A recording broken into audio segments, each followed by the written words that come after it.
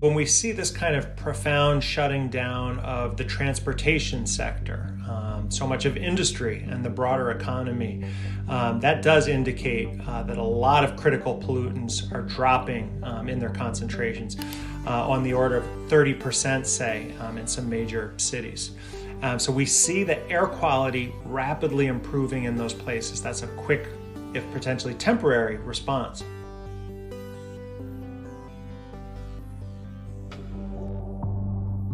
Are there specific areas where we have seen marked reductions in the amount of greenhouse gases that are being output as the pandemic has worsened? Within a week or so of the Bay Area in California, for example, going under a lot of these restrictions, air quality improving by 30% or so. So these are significant. We have seen what look like reductions of 10 to 30% in northeast China and the industrial part of northern Italy over as short as like a few week periods, as we started to see the virus really hit and some of these restrictions on people's movement and industry going into place. So the numbers are big.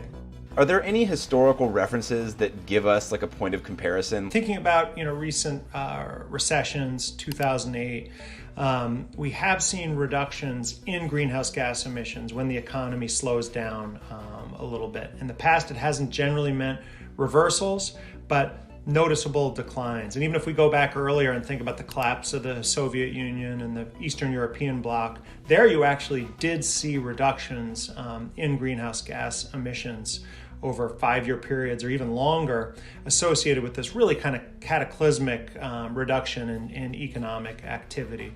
So ideally, you don't want to see the reductions with in emissions accompanying these big recessions and economic suffering.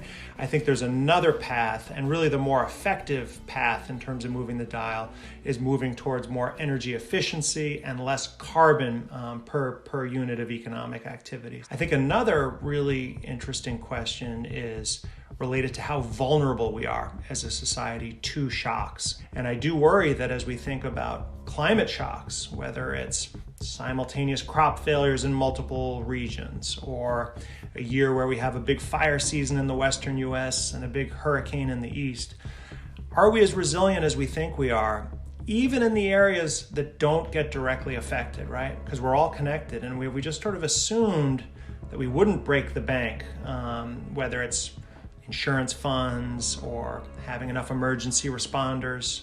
Our hospitals, obviously, we're learning, are more vulnerable than a lot of us realized. What would you peg the odds at of whether or not this actually leads to a long-term societal change when we do, get to the other side of the pandemic stage of this? Right now, we're seeing this huge drop in activity and travel, for example.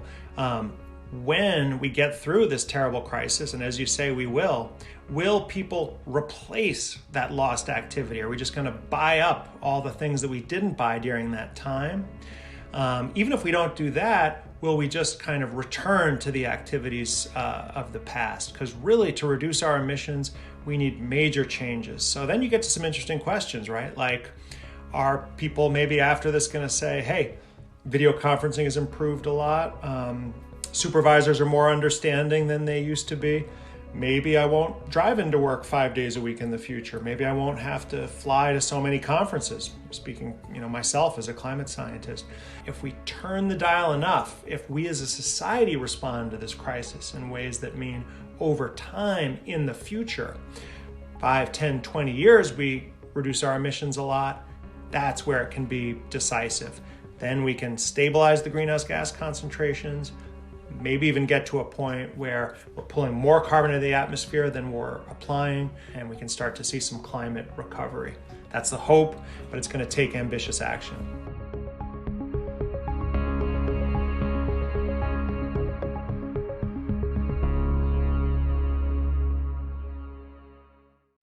Hey, NBC News viewers, thanks for checking out our YouTube channel. Subscribe by clicking on that button down here, and click on any of the videos over here to watch the latest interviews, show highlights, and digital exclusives. Thanks for watching.